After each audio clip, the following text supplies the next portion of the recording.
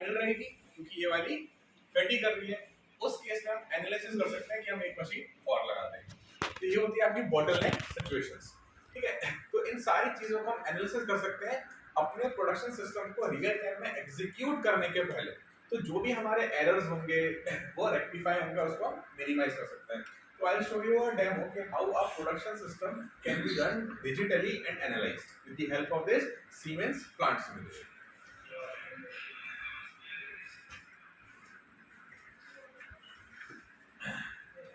See, यहाँ पर एक मेरा वर्चुअल पूरा का पूरा मैन्युफैक्चरिंग सिस्टम यहाँ पर बनाया हुआ है।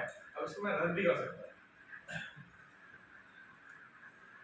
थोड़ा सा स्पीड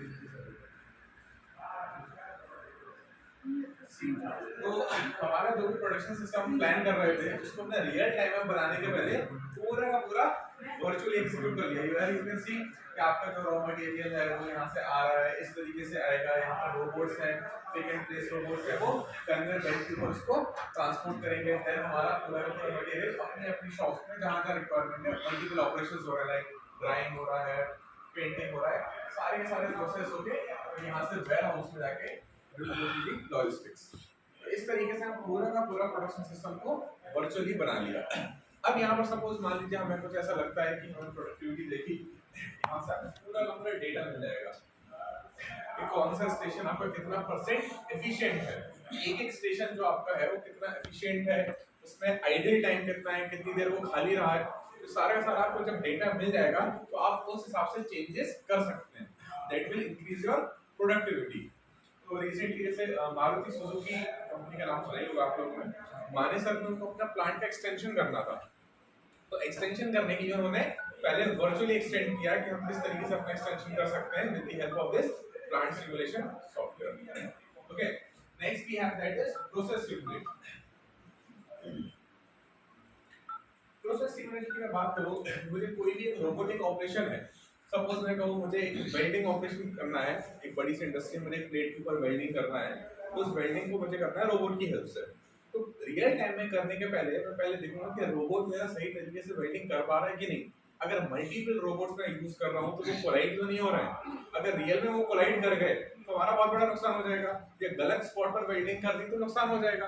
तो उस नुकसान को या वेस्ट को बचाने के लिए हम पहले क्या करते हैं, प्रोसेस को सिमुलेट करते हैं। सिमुलेट मतलब रियल टाइम जो प्रोसेस है उसको हम वर्चुअली या डिजिटली एग्जीक्यूट करके देखते हैं। तो एक स्पॉट वेल्डिंग ऑपरेशन मैंने क्रिएट किया है। I will show you that कि हाउ प्रोसेस सिमुलेट वर्क।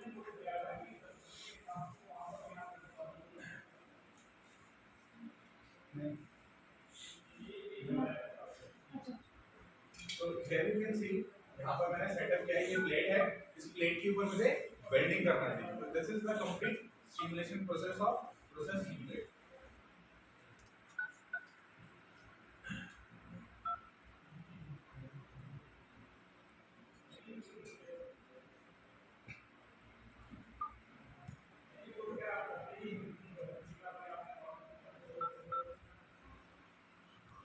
एक रोबोट लगा रहा था तो ये बहुत ज्यादा टाइम लेगा, ठीक है। तो रोबोट ये वाला इस साइड पहुंच भी नहीं पाएगा, तो मैंने 2 लगाए। फिर मुझे लगता है कि और कम टाइम में, क्योंकि और भी प्लेट्स होंगी प्रोडक्शन के लिए, तो मैंने 4 रोबोट लगाए। और जब 4 रोबोट लगाए तो उनका जैसे ही मूवमेंट हुआ तो वो कोलाइड किया। तो उसके साथ मुझे उसका पाथ देना पड़ा, यानी इस पाथ के थ्रू जाए तो चारों एक साथ कर लेंगे और आपस में कोलाइड भी नहीं करेंगे। फिर सिमिलरली ये आगे की प्लेट पहुंच गई आपके आगे वाले रोबोट्स के ऊपर, तो जो अंदर के पॉइंट्स थे वो दूसरी वेल्डिंग गन से वेल्ड हुए।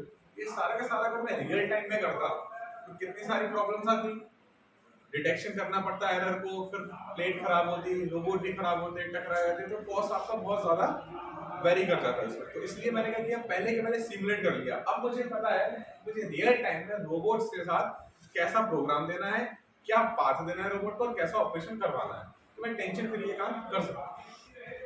So this is how this digital manufacturing works. जी डिजाइन से उसमें होते हैं।